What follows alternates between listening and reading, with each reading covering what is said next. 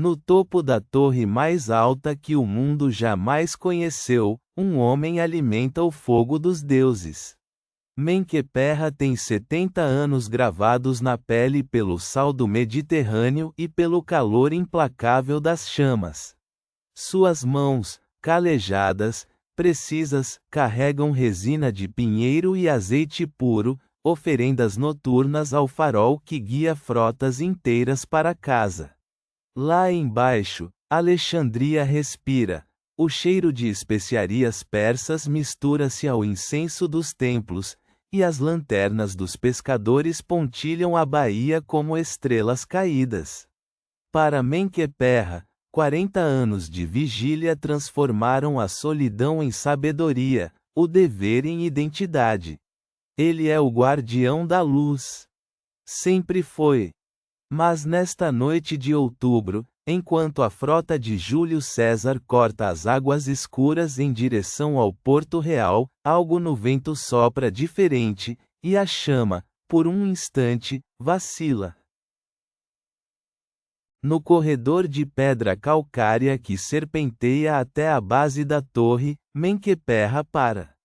Diante dele, as sombras onde o azeite das tochas não alcança, dois vultos se inclinam um para o outro, e um deles tem a voz de digedor. As palavras chegam em fragmentos, sufocadas pelo vento que sopra do mar. Nomes, horários, a menção de uma frota. O velho guardião pressiona o corpo contra a parede fria e úmida, o coração batendo como tambor de guerra. Ele reconhece o capuz de linho escuro, o amuleto estranho no pescoço do desconhecido. Não é um mercador, não é um sacerdote. O cheiro de traição é tão real quanto o sal do Mediterrâneo. Quando os passos se dissipam na noite, Menkaperra compreende que a ameaça ao farol já vive dentro de seus próprios muros. Do alto da torre que toca os céus, Menkaperra observa o horizonte se transformar.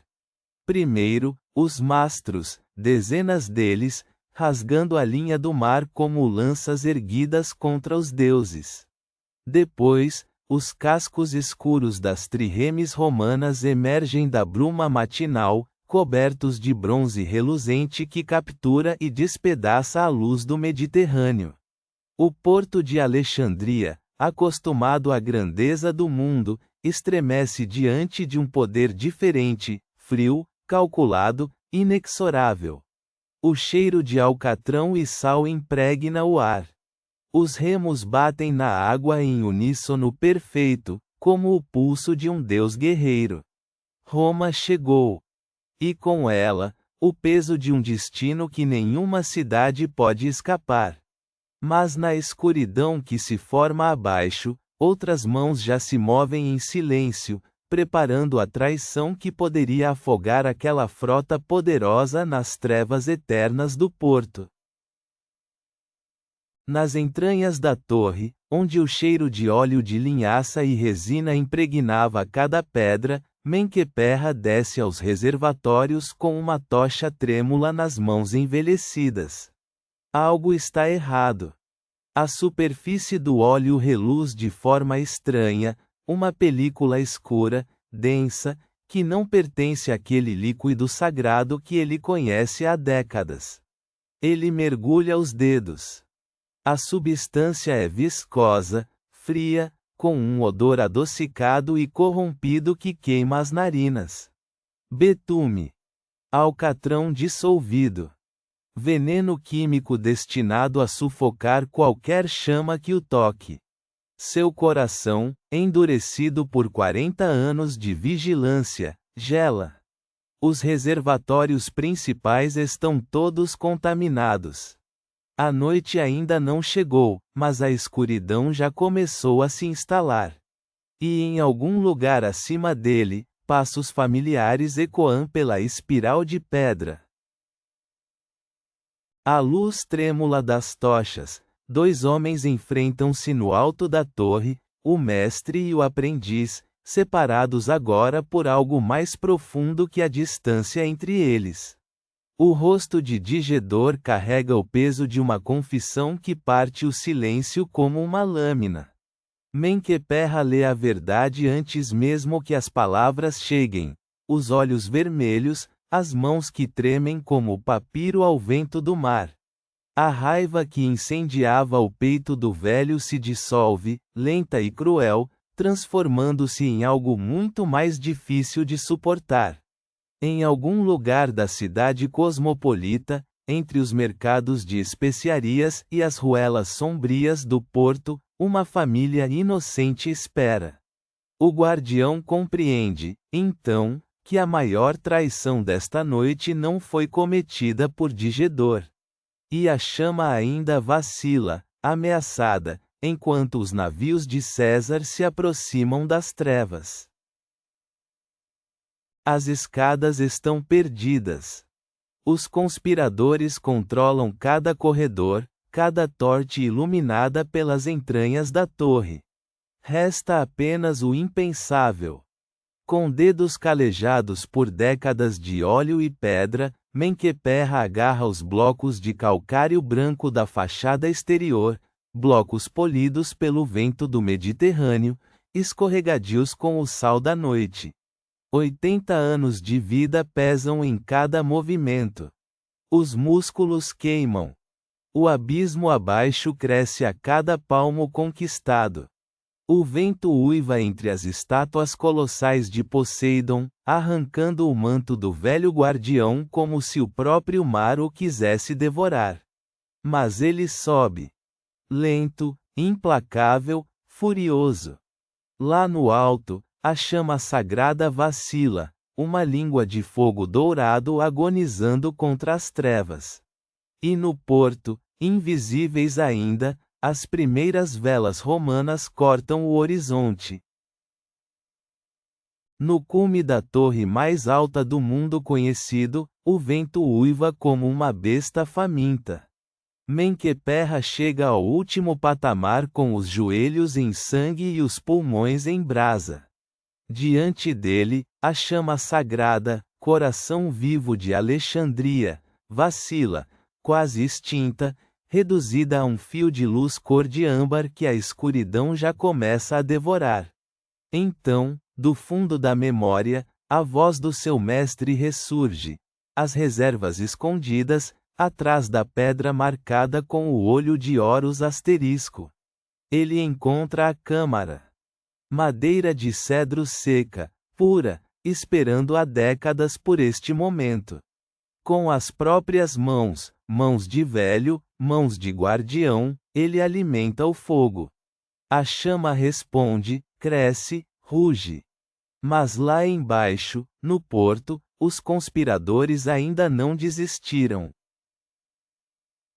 E então, como um deus que recusa a morte, a chama renasce. Do alto da torre de mármore branco, a luz rasga a escuridão do Mediterrâneo com violência e glória, um farol de fogo contra o céu de obsidiana. No porto, as galeras romanas corrigem o curso, os remos batendo em uníssono, a frota de César navegando segura entre os recifes traiçoeiros. Em terra, a conspiração desmorona como areia. Soldados de toga vermelha varrem os cais, correntes tilintam, e os sabotadores são arrastados para a noite com seus planos em ruínas. O povo de Alexandria, sem jamais saber o custo desta luz, dorme. Mas nas câmaras do Palácio Real, um general romano desembarca em solo egípcio pela primeira vez, e o destino de um império começa a se reescrever. O sol nasce sobre Alexandria como se o mundo nunca tivesse tremido. No alto do farol, onde o vento carrega sal e cinza, dois homens contemplam o horizonte em silêncio sagrado. As mãos de Menkeperra, retorcidas, enegrecidas, marcadas para sempre pelo fogo que ele recusou deixar morrer, encontram os ombros do jovem Digedor. Não há palavras para o que foi perdido entre eles. Mas há algo que permanece. A luz, ainda ardendo, dourada e inabalável sobre o Mediterrâneo. Abaixo, a frota de César ancora-se no Porto Real, ignorante do abismo que quase a engoliu. A cidade respira. A cidade vive. E nas águas calmas do porto, entre os mastros romanos e as velas egípcias, algo irrevogável já começou a se mover, algo que nem mesmo a chama mais antiga do mundo poderia iluminar. Menkaperra desce os degraus de calcário pela última vez, os joelhos cedendo ao peso de uma noite que durou uma eternidade. O sal do mar impregna sua túnica rasgada. Lá em cima, a chama continua, inabalável, indiferente, eterna. Ela iluminará frotas e impérios que ele jamais conhecerá. Iluminará a chegada de César, a queda de rainhas, o silêncio de bibliotecas. O grande farol permanecerá de pé por mais 7 séculos, uma sentinela de pedra sobre o Mediterrâneo. Mas aquela noite, o velho guardião, a traição, a batalha silenciosa no topo do mundo, desaparecerá como fumaça no vento marinho, engolida pelo esquecimento que devora os anônimos. A história não registra os nomes daqueles que seguram a luz. Apenas a luz em si. E lá embaixo, no porto, as velas romanas finalmente avistam o farol, e navegam em direção ao destino de Alexandria.